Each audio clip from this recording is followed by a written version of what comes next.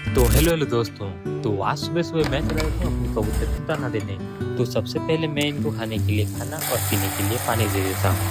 इसके बाद मुझे एक कॉल आता है एक कबूतर का बच्चा को रेस्क्यू करने के लिए। फिर मैंने एक कबूतर का बच्चा को रेस्क्यू करके ले आया। फिर जब मैंने बैग खोल के देखा तो इस कबूतर के बच्चे को काफी सारी चोट लगे हुए हैं। इसका सर पे पैर पे सारी तरफ चोट लगे हुए हैं। इसको मैं सबसे पहले पिंजरे के अंदर मैं डाल देता हूँ और इसको पीने के लिए थोड़ा हल्दी पानी में हल्दी मिलाकर उसको दे देता हूँ। नेक्स्ट वीडियो में हम इसका फुल्ली ट्रीटमेंट करेंगे। इसके आगे क्या होगा ये देखने के लिए चैनल को लाइक और सब्सक्राइब जरूर करिएगा। Thank you.